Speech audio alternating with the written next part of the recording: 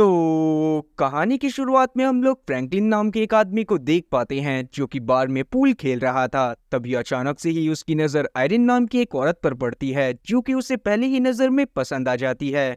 तब Franklin Irene के पास जाकर सीधा उसे शादी के लिए प्रपोज कर देता है और ये दोनों शादी कर लेते हैं, जिसके बाद हमें बहुत साल बाद का सीन दिखाया जाता है जहां पर फ्रैंकलिन और आयरिन दोनों ही बहुत ज्यादा बूढ़े हो चुके थे। लेकिन आज भी ये दोनों एक दूसरे से बेइंतहा मोहब्बत करते थे, मगर समय के साथ बूढ़े होने के कारण आयरिन को व्हील चेयर की जरूरत पड़ने लग गई थी और ज्यादातर वो बहुत ज्यादा बीमार रहती थी। तब ये दोनों बातें करते हुए अपने फेवरेट प्लेस पर जाने के बारे में सोचने लगते हैं, जो असल में इनके घर के बैकयार्ड में ही था। और अब तुरंत ही फ्रैंकलिन आयरिन को व्हील चेयर पर बिठाता हुआ उस जगह पर लेकर जाने लगता है। उस जगह पर इन लोगों ने एक बेसमेंट टाइप का एरिया बनाया हुआ था, पर उस बेसमेंट टाइप के एरिया में से ही एक टनल होते हुए जाती थी जो कि इन्हें सीधा एक मिस्टीरियस डोर के पास लेकर चली जाती है।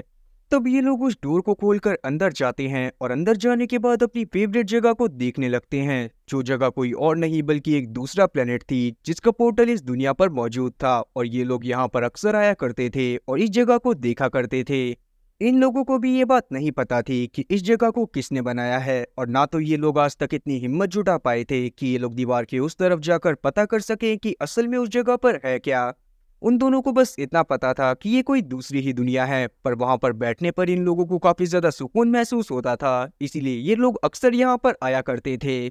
तब वहां पर हम लोग आयरन की बातों से जान पाते हैं कि एक दिन वो दीवार के पार जाकर उस दूसरी दुनिया को एक्सप्लोर करना चाहती है, पर वहां पर उसे फ्रैंकलिन इस बात के लिए मना कर देता है क्योंकि धीरे धीरे आयरन की हालत भी बिगड़ती जा रही थी। फ्रैंकलिन और आयरन ने आज तक इस जगह के बारे में किसी को भी नहीं बताया था, पर अब के समय पर फ्रैंकलिन को लगता था कि वो लोग बूढ़े हो रहे हैं और जल्दी ही वो लोग मर जाएंगे, इसलिए उन्हें इस जगह के बारे में किसी न किसी को तो बता देना चाहिए। लेकिन आजकल के लोगों की हालत देखते हुए वो किसी पर भी भरोसा नहीं कर सकते थे। तब बाहर हम लोग बायरन नाम के एक आदमी को देख पाते हैं जो कि फ्रैंकलिन और आयरन का ही पड़ोसी था। साथ ही उसे उन दोनों के ऊपर शक था कि वो लोग जरूर ही कुछ छुपाते हैं, और ऐसा इसीलिए क्योंकि बायरन रोज रात में उन दोनों को साथ में बैकयार्ड में जाते हुए देखता था, जहां पर रोज जाना कोई भी सेंस नहीं बनाता। और तब से ही बायरन को उन दोनों के ऊपर शक था कि वो लोग अपने बैकयार्ड में जरूर कुछ छुपाते हैं। अब अगले दिन जब फ्रैंकलिन आयरन को लेकर हॉस्पिटल की तरफ जा रहा था, तभी अचानक से ही वहां पर बायरन पहुंचकर उससे बातें करने की कोशिश करने लगता है, पर वहां पर फ्रैंकलिन उससे सही से बात नहीं करता और अपनी गाड़ी को आगे बढ़ा देता है।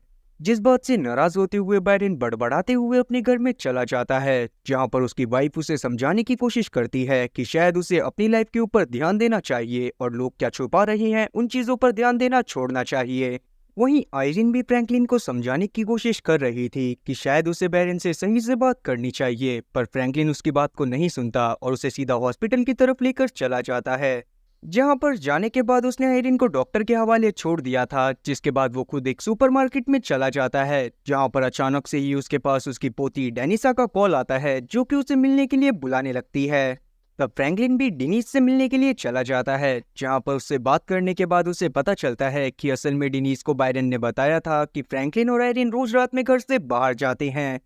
और इसीलिए डिनीज को फ्रैंकलिन और आयरिन की फिक्र हो रही थी। पर फ्रैंकलिन उसे टेंशन ना लेने को बोलता है और उसे बताता है कि रोज रात में वो बस तारे देखने के लिए जाते हैं। फिर उससे मिलने के बाद फ्रैंकलिन तुरंत ही आयरिन के पास जाता है और उसे डॉक्टर के पास से लेकर अपने घर की तरफ वापस आने लगता है। और दूसरी तरफ हम लोग बायरिन को देख पाते हैं जो कि अपनी बीवी जेनिन को अपने कैंपिंग साइट के बारे में बताता है जहां पर वो जाना चाहता था,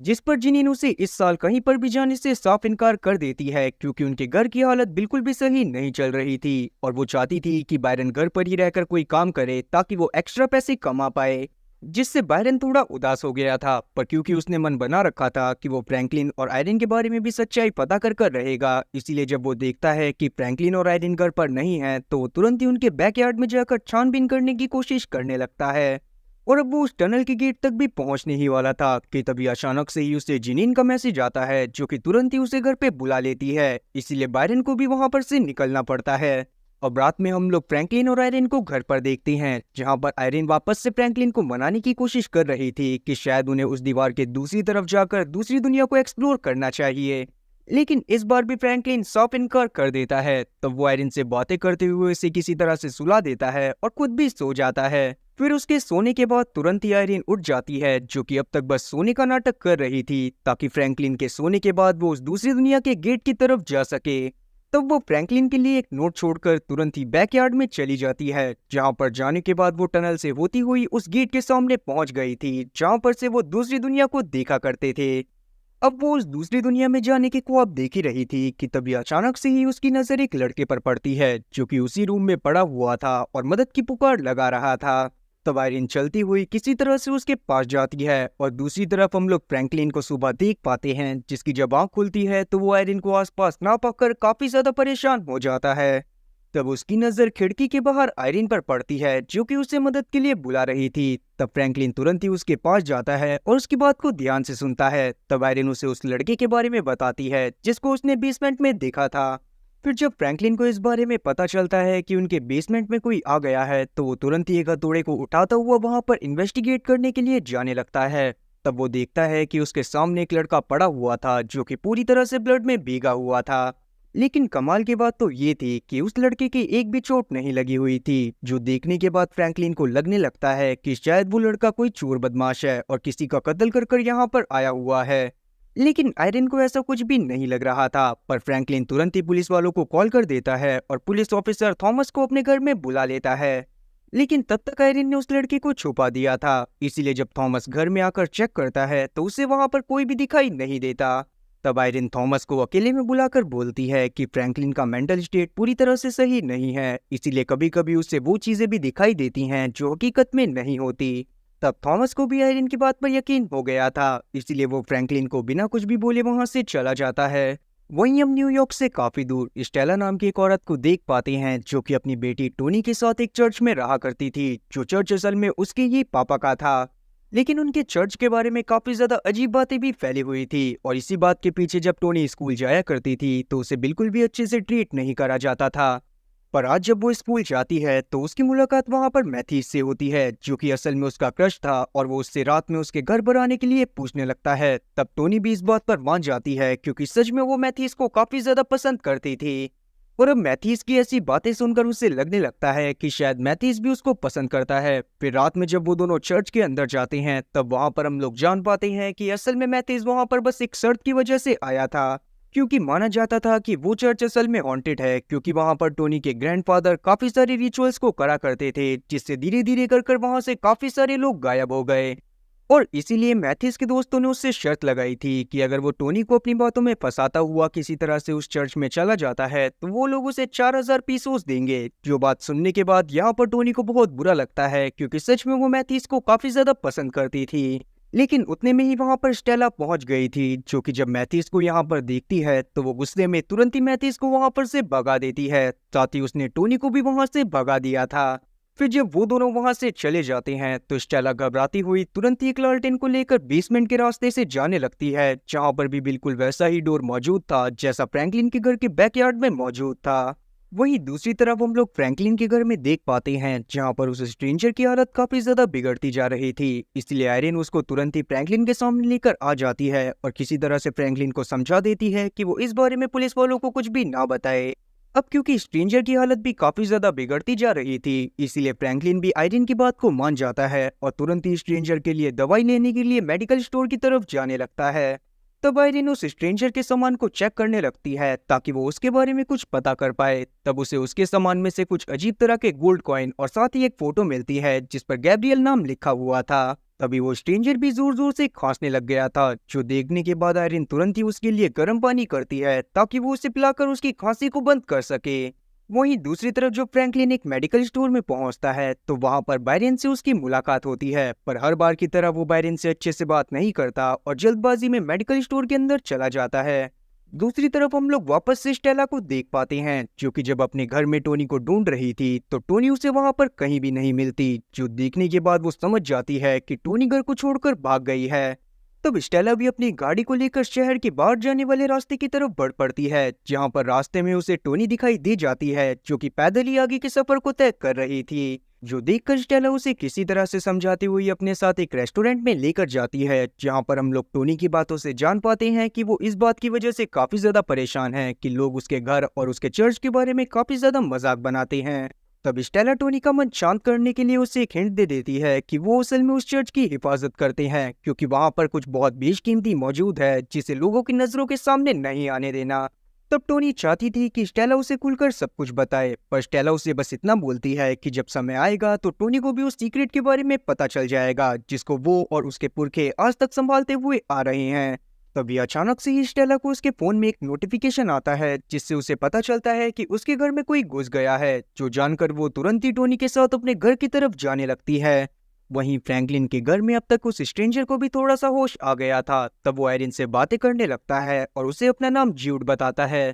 तब फ्रैंकलिन उससे काफी सारे सवाल पूछना चाहता था, पर वो झूठ से पूछताछ कर पाता कि इतने में ही आयरिन की तबीयत बहुत ज्यादा बिगड़ जाती है और फ्रैंकलिन को आयरिन को लेकर दूसरे रूम में जाना पड़ता है। वहीं दूसरी तरफ हम लोग डेनिस को देख पाते हैं, जो कि अभी भी आयरिन और फ्रैंकलिन के बारे में ही सोच रही थी, जिस वजह से उसका क्लास में अपने लेक्चर पर ध्यान नहीं लग रहा होता। और तब क्लिप नाम का लड़का उससे बातें करते हुए उसे अपने साथ रात में चलने के लिए इनवाइट करता है। फिर जब वो दोनों रात में बार में जाते हैं तो उन दोनों की बातों से हम लोग जान पाते हैं कि असल में डेनिस को आयरिन और फ्रैंकलिन की बहुत ज्यादा चिंता है, क्योंकि डेनिस के पिता ने कभी भी उन दोनों का सही से ध्यान नहीं रखा, क्योंकि हमेशा ही वो काम में बिजी रहा करते थे। आगे हम लोग वापस से फ्रैंकलिन और आयरिन को देख पाते हैं, जहां पर हम लोग उन दोनों की बातों से जान पाते हैं कि असल में आयरिन जल्दी से जल्दी उस डोर के बारे में सारी सच्चाई पता लगाना चाहती है और वो पता करना चाहती है कि वो डोर असल में कौन से प्लेनेट पर जाता है।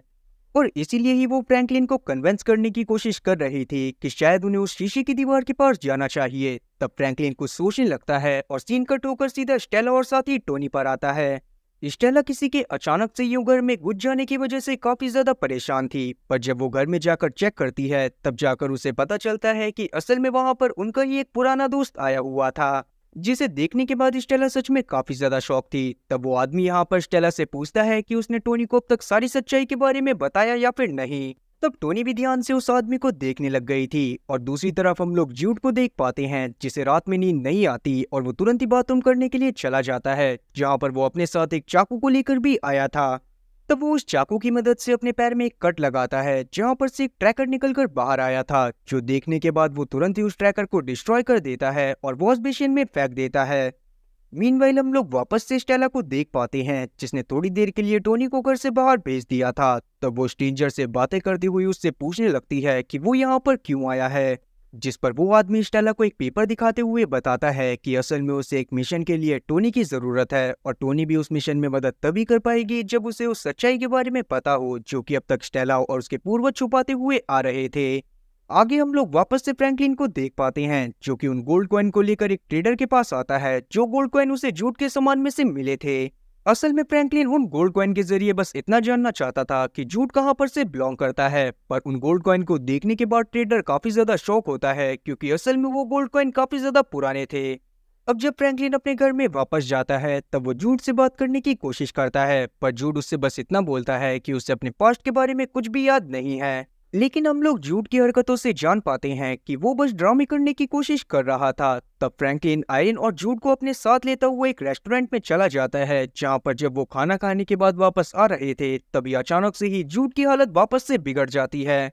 अब जब वो लोग जूड को लेकर घर में वापस आते हैं तब जूड को उसके पास के कुछ विजन्स आने लगते हैं, जिसमें वो देखता है कि वो किसी से बचकर भाग रहा है और बाद में उस आदमी से ही उसकी बहुत बुरी तरह से लड़ाई होने लगती है। तब फ्रैंकलिन को भी जूड की हालत देखने के बाद लग रहा था कि जरूर ही जूड उनसे कुछ छुपाने की कोशिश कर रहा है, और इसीलिए वो जूड के साथ चेस खेलने का प्लान बनाता है ताकि वो उससे बातें करते हुए उसे और बेहतर तरीके से जान सके। और तब चेस खेलने के दौरान जूड की हरकत देखने के बाद फ्रैंकलिन का शक यकीन में बदल जाता है कि जूड उनसे कुछ छुपा रहा है, और इसीलिए वो तुरंत ही जूड को लेकर अपने साथ एक बस स्टैंड पर चला जाता है, जहां पर वो जूड को $5000 ऑफर करता है ताकि वो अपने हिसाब से अपनी आइडेंटिटी के बारे में पता लगा सके और बस फ्रैंकलिन और आयरिन के घर से चला जाए। और ऐसा वो इसीलिए कर रहा था क्योंकि उसे लग रहा था कि जूड उनके घर में जरूर ही कुछ छानबीन करने के लिए आया हुआ है। तब इस बात से जूड को काफी ज्यादा बुरा तो लगता है, पर वो तुरंत ही फ्रैंकलिन से पैसे लेते हुए वहां से जाने लगता है। पर असल में फ्रैंकलिन बस देखना चाहता था कि जूड वहां पर चोरी करने के इरादे से आया है या फिर नहीं,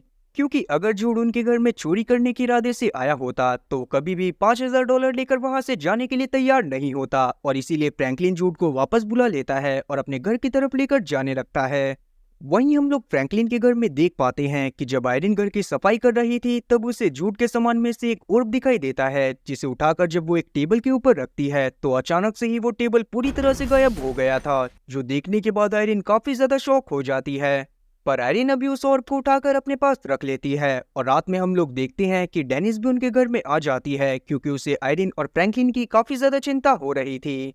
फिर जब डेनिस घर में जूड को देखती है तो वो काफी ज्यादा शॉक होती है, पर फ्रैंकलिन और आयरिन बहाने बना देते हैं कि उन लोगों ने ही अपना ध्यान रखने के लिए जूड को वहां पर रखा हुआ है। तब डेनिस को इस बात पर शक तो होने लगता है, पर अभी वो खाना खाने के बाद अपने ग्रैंड पेरेंट्स से थोड़ी देर बात करती है और वहां से अपने घर की तरफ रवाना हो जाती है। पर रास्ते में वो अपने एक दोस्त को कॉल करती है जो असल में एक पुलिस ऑफिसर था, और वो उससे बोलती है कि वो जूड के बारे में जल्दी से जल्दी सारी सच्चाई पता कर तुरंत ही डेनिस को इन्फॉर्म करे। वहीं दूसरी तरफ हम लोग आयरिन को जूड से बातें करते हुए देख पाते हैं, जहां पर जूड आज उससे बातें करते हुए उसे अपने पिता के बारे में बताता है जिसका नाम गैब्रियल था और वो उन्हें ही ढूंढने के लिए यहाँ पर आया हुआ था। और घर में ही फ्रैंकलिन जो कि जब जूड के बाथरूम में जाकर चेक करता है तो वहां पर उसे एक नाइफ मिल जाता है जो कि वही नाइफ था जिसको जूड अपने साथ लेकर बाथरूम में गया था।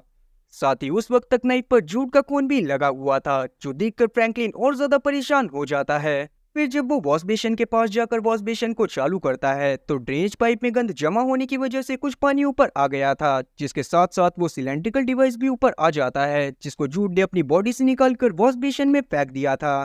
तब फ्रैंकलिन उस डिवाइस को उठा पाता कि अचानक से ही ड्रेनेज पाइप का सारा गंद नीचे चला जाता है, जिससे वो सिलेंड्रिकल डिवाइस वापस से पानी के साथ बहता हुआ ड्रेनेज पाइप के अंदर ही चला गया था। दूसरी तरफ बायरन वापस से फ्रैंकलिन और आयरिन के बैकयार्ड में चला जाता है, जहां पर आज वो किसी भी हालत में सच्चाई का पता लगाना चाहता था। फिर थोड़ी देर वहां पर छानबीन करने के बाद उसे टनल का रास्ता मिल जाता है, जिससे होते हुए जब वो सीक्रेट डोर के पास पहुंचता है तो उस डोर को देखने के बाद काफी ज्यादा शॉक हो जाता है। दूसरी तरफ हम लोग स्टेला और टोनी को देख पाते हैं, और स्टेला ने भी मन बना लिया था कि वो टोनी को आज उस डोर के बारे में सारी सच्चाई बता देगी।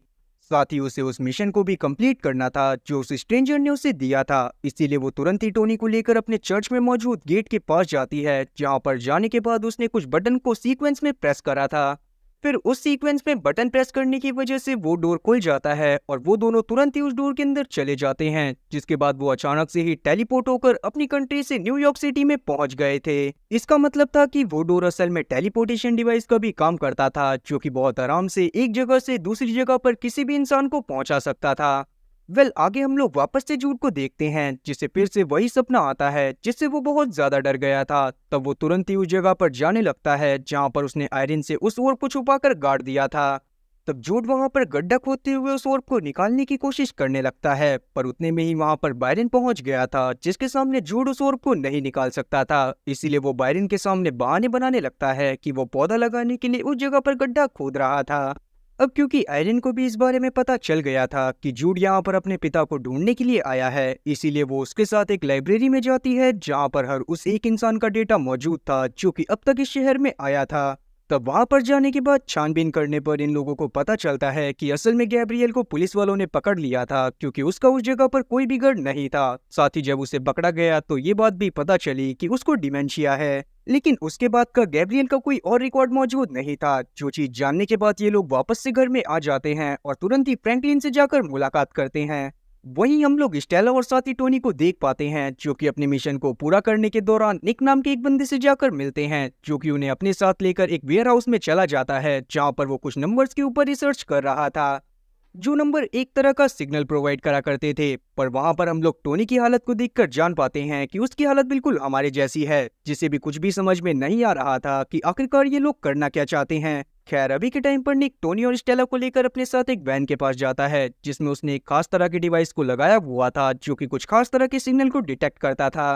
अब वो सिग्नल किस चीज के थे और ये लोग असल में क्या करना चाहते हैं, उसके बारे में हमें अभी आगे जानने को मिलेगा। वहीं दूसरी तरफ हम लोग डिनीज को देखते हैं, जो कि अपनी एक दोस्त केटी के घर में आकर उसे अपनी प्रॉब्लम के बारे में सारी चीजें बताती है। और क्योंकि आयरिन और फ्रैंकलिन को लेकर डिनीज का मूड सच में बहुत ज्यादा खराब था, इसीलिए केटी उसे अपने साथ एक पार्टी में चलने को पूछती है। अब वापस से हम लोग फ्रैंकलिन और आयरिन के घर में देख पाते हैं, जहां पर फ्रैंकलिन को आयरिन के ऊपर गुस्सा आ रहा था, क्योंकि वो कॉन्टिन्यूसली ज्यूड की मदद करे जा रही थी, जबकि वो ज्यूड के असली इरादों के बारे में जानती भी नहीं थी। मगर आयरिन को ज्यूड में कहीं ना कहीं अपना मरा हुआ बेटा नजर आ रहा था, इसीलिए ही वो लगातार ज्यूड की मदद करे जा रही थी। जो चीज सुनने के बाद फ्रैंकलिन को बहुत ज्यादा गुस्सा आती है और वो तुरंत ही घर से निकल जाता है। अब उसी दौरान हम लोग बायरन को भी देख पाते हैं, जो कि अपनी कैंपिंग साइट के सारे पोस्टर को जला रहा था ताकि वो अपनी बीवी की बात को मान सके, जो करते हुए उसे बिल्कुल अच्छा नहीं लग रहा होता।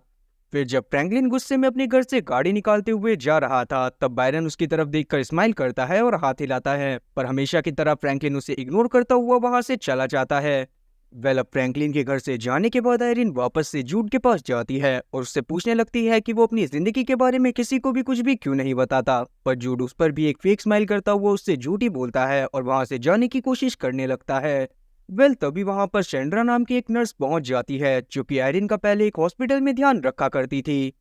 जिससे बात करने के बाद आयरिन को पता चलता है कि शेंड्रा ने हॉस्पिटल का काम छोड़ दिया है और वो लोगों के घर में जाकर फ्रीलांसिंग करती है। और वो आयरिन के घर में भी इसीलिए आई थी क्योंकि उसे लग रहा था कि आयरिन के घर में उसे केयर टेकर का काम मिल जाएगा, पर तब आयरिन उसे जूड के बारे में बताती है कि उसने जूड को पहले ही as a care taker hire करा हुआ है। जो सुनने के बाद शेंड्रा अपना कार्ड आयरिन को देती है और उससे वॉशरूम यूज करने के बारे में पूछने लगती है।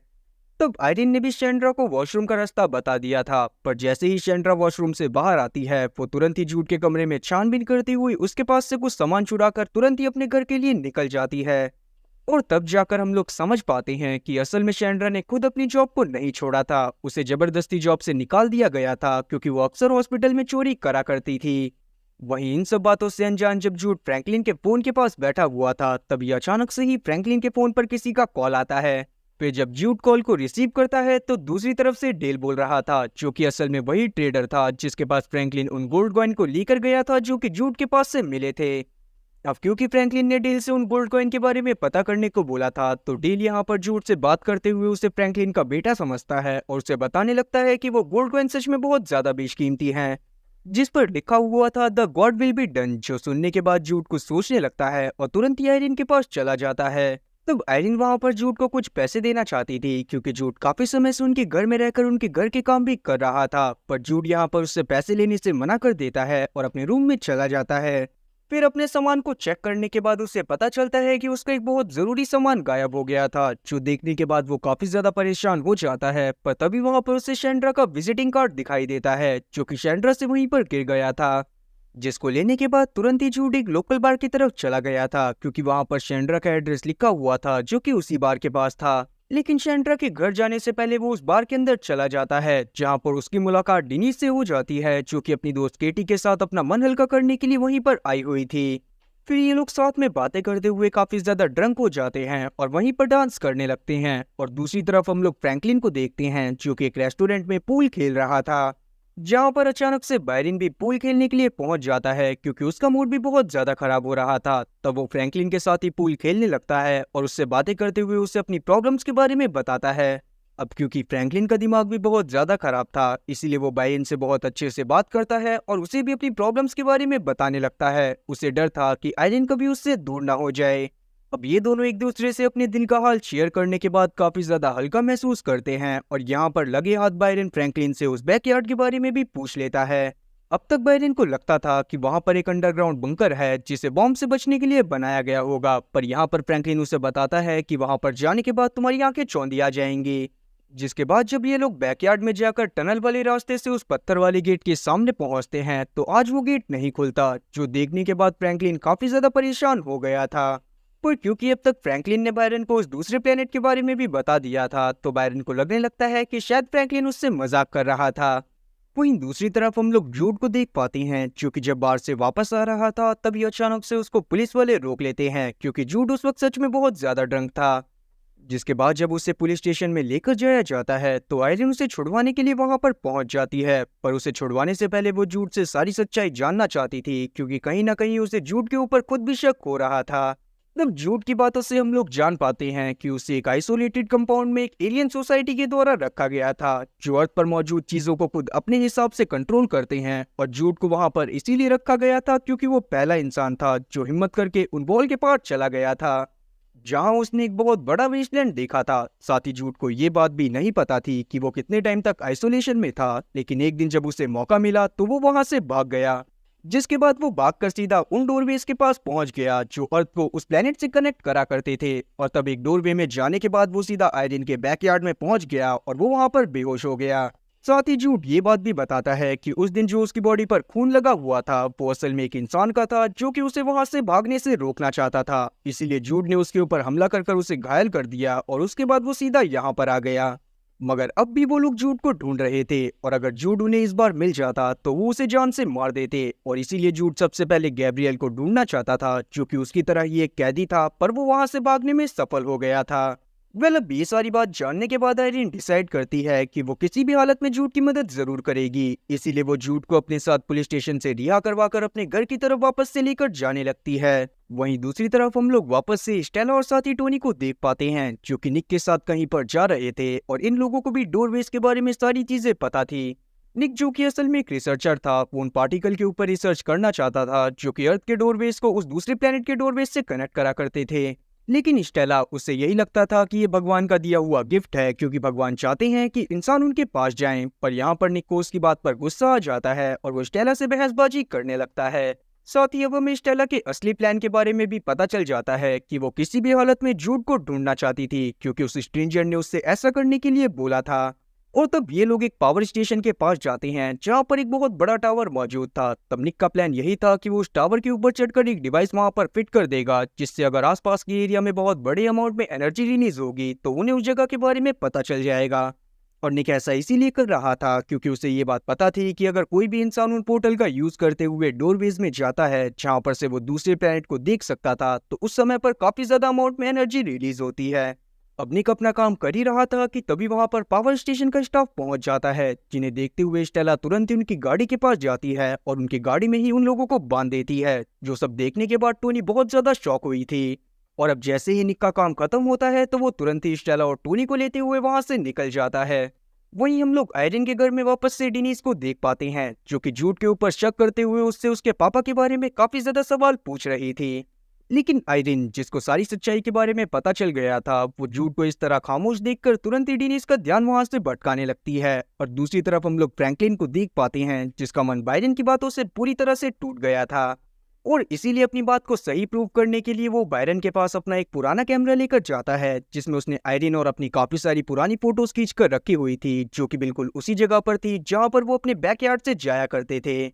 पर क्योंकि अभी उस कैमरा में बैटरी नहीं थी इसीलिए फ्रैंकलिन उस कैमरा को बायरन के पास ही छोड़ता हुआ वहां से चला जाता है। और दूसरी तरफ हम लोग आयरिन और जूड को देख पाते हैं जो कि शैंड्रा के पास आए थे ताकि वो उस सामान को वापस ले सकें जो उसने जूड के सामान में से चुराया था। तब शैंड्रा भी इन दोनों को अपने घर के अंदर बुला लेती है। तब अंदर आने के बाद आयरिन शैंड्रा का ध्यान भटकाने की कोशिश कर रही थी और जूड उसके घर की तलाशी कर रहा था। पर वहां पर बहुत ज्यादा छानबीन करने के बावजूद भी जूड को अपना सामान तो नहीं मिलता, पर वहां पर उसे एक लॉकेट मिल जाता है जो कि बिल्कुल उसी ट्रैकर की तरह दिखाई दे रहा था जिसको सीरीज की शुरुआत में जूड ने अपने पैर से काट कर निकाला था। पर अभी के टाइम पर जूड के लिए वो सामान इतना ज्यादा इंपॉर्टेंट नहीं था, इसलिए वो तुरंत ही उस लॉकेट को लेकर नीचे जाता है और शैंड्रा से पूछने लगता है कि वो लॉकेट उसके पास कैसे आया। तब पहले तो शैंड्रा उसे कुछ भी नहीं बताती, पर बाद में जब आयरिन उसे पुलिस की धमकी देती है तो ना चाहते हुए भी शैंड्रा को उस औरत के बारे में बताना पड़ता है जिसके पास से उसे वो ट्रैकर मिला था।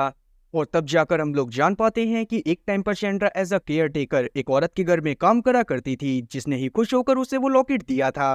अब उस औरत का एड्रेस लेने के बाद जूड और आयरिन वहां से चले जाते हैं और दूसरी तरफ हम लोग बायरन को देखते हैं जो कि उस कैमरा को चार्ज करने के बाद जब उसकी फोटोज को चेक करता है तो उसे भी फ्रैंकलिन की बात पर भरोसा हो जाता है कि उसके घर में किसी दूसरे प्लेनेट पर जाने का रास्ता मौजूद है। और अब सारी सच्चाई जानने के बाद वो तुरंत ही फ्रैंकलिन के साथ वापस से उसी डोर के पास जाता है जो उस दिन उनसे नहीं खुल रहा था। फिर जब ये लोग उस डोर की छानबीन करते हैं तो डोर के साइड में उन्हें ब्लड से छपे हुए फिंगरप्रिंट मिलते हैं और तब उस पर्टिकुलर जगह को प्रेस करने पर उस डोर का कंट्रोल पैनल इन लोगों के सामने आ गया था,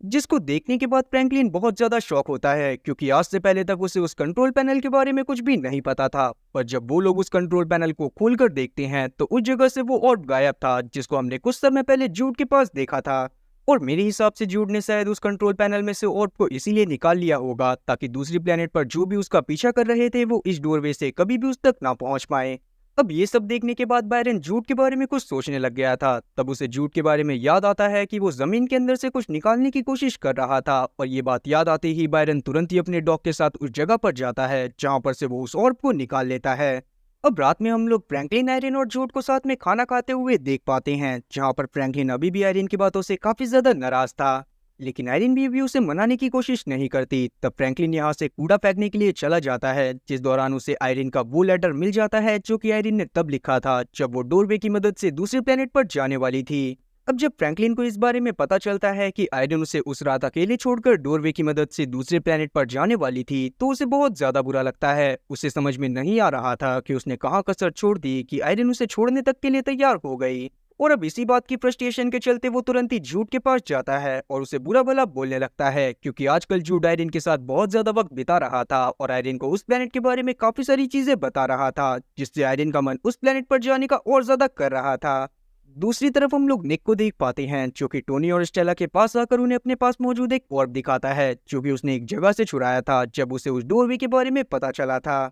लेकिन उसी दौरान निक स्टेला के मरे हुए भाई के बारे में काफी सारी चीजें भी बोल देता है, जो सुनने के बाद स्टेला को बहुत ज्यादा गुस्सा आती है और वो तुरंत ही निक को गुस्सा करते हुए वहां से भगा देती है। अब दूसरी तरफ हम लोग बायरन को देखते हैं, जो कि फ्रैंकलिन के पास जाकर उसे अपने पास मौजूद वो ऑर्ब दिखाता है और उससे तुरंत ही उस डोरवे के पास चलने के लिए बोलने लगता है। पर फ्रैंकलिन, जिसका दिमाग बहुत ज्यादा खराब था, वो बायरन को भी मना कर देता है। और अब बायरन के वहां से जाने के बाद तुरंत ही फ्रैंकलिन आयरन के पास जाता है और उससे डायरेक्ट इस बारे में बात करने लगता है, जहां हम लोग जान पाते हैं कि इन दोनों ने एक समय पर प्रॉमिस करा था कि ये दोनों साथ में ही उस दूसरे प्लेनेट पर जाएंगे। और तब से ही आयरन फ्रैंकलिन को बहुत बार मनाने की कोशिश कर चुकी थी कि उन्हें उस प्लेनेट पर जाना चाहिए, पर फ्रैंकलिन हर बार मना कर देता था। और क्योंकि आयरन को नहीं पता था कि वो कब मर जाएगी, इसीलिए वो जल्दी से जल्दी उस प्लेनेट पर जाना चाहती थी।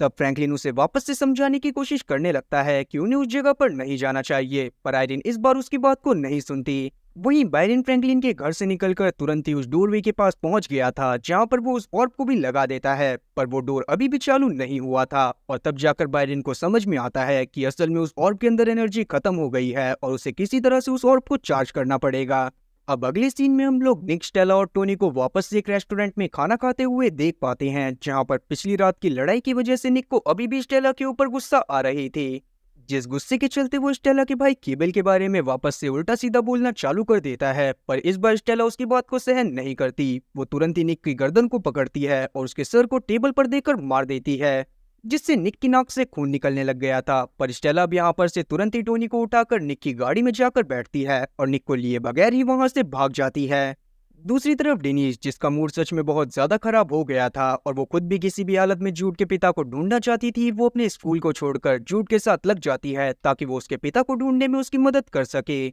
और ऐसा वो इसीलिए कर रही थी क्योंकि बचपन में उसे उसके पिता का प्यार कभी भी नहीं मिला था, और क्योंकि जूड को देखने के बाद उसे यही लगता था कि जूड अपने पिता से बहुत ज्यादा प्यार करता है, इसीलिए वो उसकी मदद करना चाहती थी। तब डिनी, साइरिन और जूड डिसाइड करते हैं कि वो लोग उस घर में जाएंगे जहां पर से शैंड्रा को वो लॉकेट मिला था जिसमें टैकर्ड लगा हुआ था। जब फ्रैंकलिन वापस से आयरन के पास आकर उससे जूड की मदद ना करने को बोलता है, पर आयरन उसकी बात को नहीं सुनती और जूड और डिनीस के साथ वहां से निकल जाती है। फिर जब रात के समय में फ्रैंकलिन अपने घर में अकेला था, तब वहां पर बायरन आता है, जिसने एक तरीका फाइंड आउट कर लिया था जिसकी मदद से वो उस ऑर्ब को चार्ज कर सकता था। तब फ्रैंकलिन भी तुरंत ही बायरन के साथ उस डोर के पास चला जाता है, जहां पर पहले से ही बायरन ने एक एसी जनरेटर को लाकर रख दिया था, जिसकी मदद से ही वो उस ऑर्ब को चार्ज करने वाला था। अब जैसे ही वो लोग उस जनरेटर को कंट्रोल पैनल से कनेक्ट कर इलेक्ट्रिसिटी को चालू करते हैं, वैसे ही वहां पर एक शॉर्ट सर्किट हो जाता है और एक बहुत बड़े अमाउंट में एनर्जी भी निकलती है। अब क्योंकि इतने बड़े अमाउंट में एनर्जी रिलीज हुई थी, इसीलिए निक की वैन में होने की वजह से टोनी और स्टेला को फ्रैंकलिन के घर का एड्रेस मिल जाता है, और इसीलिए ये लोग भी फ्रैंकलिन के घर की तरफ जाने लगते हैं। पर अभी फ्रैंकलिन का घर इनकी पहुंच से बहुत ज्यादा दूर था। वहीं बायरन की इस हरकत की वजह से और पूरी तरह से चार्ज हो गया था, और तब फ्रैंकलिन बायरन को लेकर उस जगह पर जाता है जहां पर वो अक्सर आयरन के साथ आया करता था। अब इतने सुंदर प्लेनेट को अपनी आंखों से देखने के बाद बायरन को इस बात पर बिल्कुल भी भरोसा नहीं हो रहा था, इसीलिए तब वो भी फ्रैंकलिन से उस प्लेनेट पर जाने के लिए पूछने लगता है। तब फ्रैंकलिन भी इस बार मान जाता है, क्योंकि वो भी किसी भी हालत में आयरन को वहां पर लेकर जाना चाहता था, और इसके पास ये अच्छा मौका था कि वो बायरन के साथ उस जगह पर जाकर उस जगह का इंस्पेक्शन कर सके।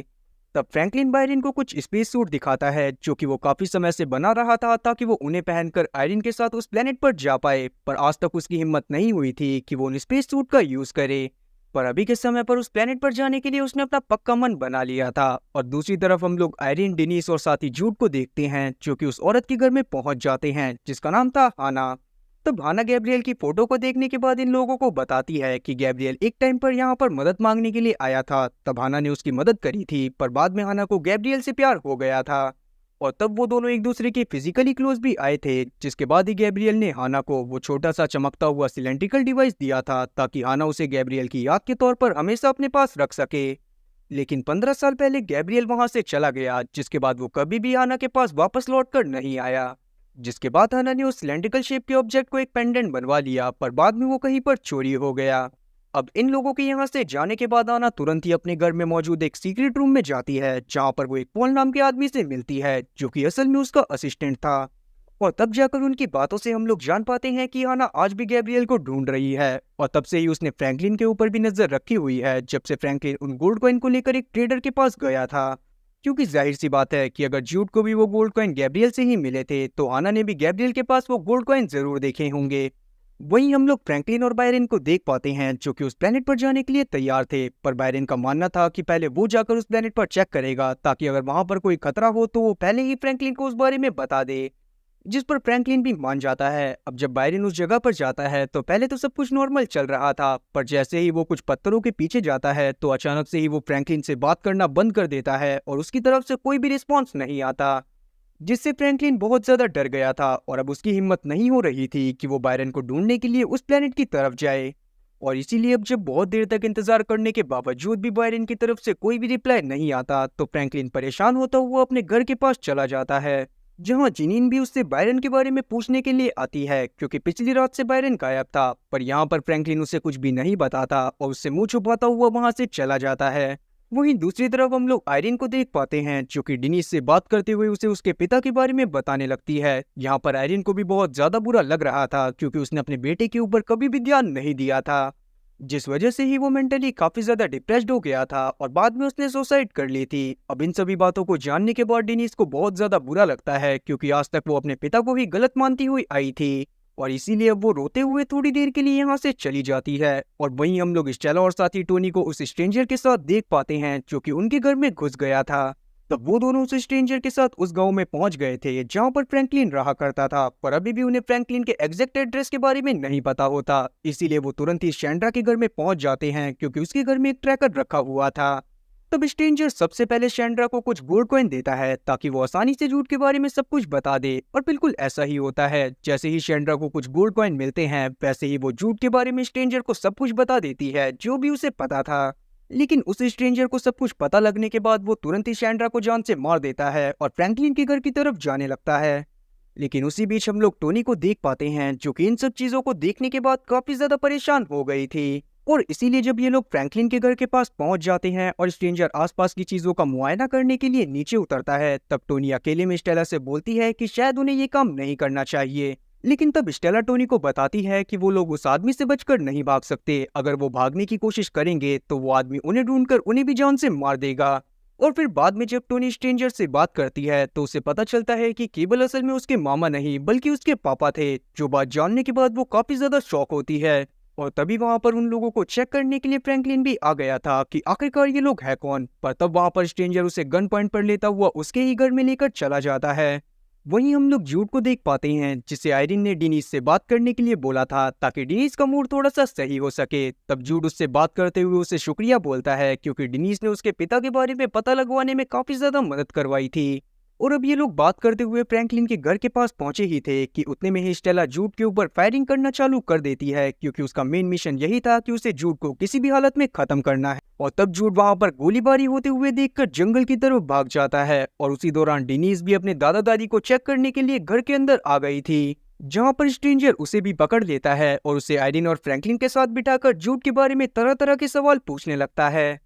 साथ ही हमें ये बात भी पता चल जाती है कि आज से 15 साल पहले स्ट्रेंजर गैब्रियल को ढूंढकर उसे भी पूरी तरह से खत्म कर चुका है। जो बात जानने के बाद ये लोग काफी ज्यादा शॉक होते हैं। अब क्योंकि स्ट्रेंजर जल्दी से जल्दी जूड को ढूंढना चाहता था, इसीलिए वो टोनी के हाथ में ये एक बंदूक पकड़ाता हुआ तुरंत ही उससे आयरिन, फ्रैंकलिन और डिनीज को खत्म करने को बोलने लगता है। तब आयरिन टोनी की आंखों में देखकर समझ जाती है कि टोनी इस काम को नहीं करना चाहती, इसीलिए वो उससे बात करते हुए उसे फुसलाने की कोशिश करने लगती है, ताकि टोनी गन को नीचे कर दे। और उतने में ही वहां पर जूड भी पहुंच जाता है, जिसे देखने के बाद स्ट्रेंजर ने तुरंत ही उसके ऊपर अटैक करना चालू कर दिया था। तब वो जूड को बहुत बुरी तरह से मारता है, पर उसी दौरान हम लोग फ्रैंकलिन को भी देखते हैं, जो कि स्ट्रेंजर के ऊपर अटैक कर देता है और उसे बहुत बुरी तरह से मारता है। और क्योंकि टोनी स्ट्रेंजर का साथ नहीं देना चाहती थी, इसीलिए वो स्ट्रेंजर की मदद भी नहीं करती। जिसके बाद ये लोग स्ट्रेंजर को पकड़कर बांध देते हैं और उसे मारते हुए उसी वैन में बंद कर देते हैं, जो कि असल में निक की थी। अब क्योंकि स्टेला और टोनी भी उस आदमी से छुटकारा पाना चाहते थे, इसीलिए वो उसे अपने साथ ही लेकर जाने लगते हैं ताकि वो उसे जान से मार सके। अब क्योंकि यहाँ पर जूड को भी पता चल गया था कि उसे ढूंढने के लिए यहाँ पर और भी लोग आने वाले हैं, इसीलिए वो डेनिस को लेकर पोर्टल की मदद से तुरंत ही बैंकॉक के लिए रवाना हो जाता है। साथ ही क्योंकि आयरन की तबीयत भी धीरे धीरे बिगड़ती जा रही थी, इसीलिए फ्रैंकलिन डिसाइड करता है कि वो आयरन के साथ उस प्लेनेट पर जरूर जाएगा। इसीलिए वो तुरंत ही सबसे पहले अपने स्पेस सूट को लेकर आता है और दोनों ही स्पेस सूट को पहनने के बाद उस प्लेनेट के अंदर चले जाते हैं। जहां पर जाने के बाद फ्रैंकलिन की सांस फूलने लग गई थी, इसीलिए वो जमीन पर गिर जाता है। पर तभी आयरिन उसके पास आती है और उसके हेलमेट को उतारती हुई बताती है कि यहाँ पर वो लोग सांस ले सकते हैं। और अब ये देखने के बाद फ्रैंकलिन को काफी ज्यादा अच्छा लगता है। जिसके बाद जब वो दोनों उस पत्थर के पास जाते हैं जहाँ पर से बायरन गायब हुआ था, तब वो लोग देखते हैं कि उनके सामने एक बहुत सुंदर और साथ ही काफी ज्यादा पुरानी सिटी थी, जहां पर ही वो सिविलाइजेशन रहा करती थी जो कि अर्थ पर होने वाली हर चीज को कंट्रोल करा करती थी। जो देखने के बाद वो लोग काफी ज्यादा शॉक होते हैं और उधर की तरफ बढ़ने लगते हैं। पर इस सीरीज के लास्ट सीन में हम लोग देख पाते हैं कि जब टोनी और स्टेला उस स्ट्रेंजर को लेकर आगे बढ़ रहे थे, तभी अचानक से ही हाना अपने असिस्टेंट के साथ आकर उनकी गाड़ी को पलटा देती है। और क्योंकि 15 साल पहले उस स्ट्रेंजर की वजह से ही गैब्रियल हैना से दूर हो गया था, इसी बात के गुस्से में हैना उसे जान से मार देती है, जिसके साथ ही ये सीरीज भी यहीं पर खत्म होती है।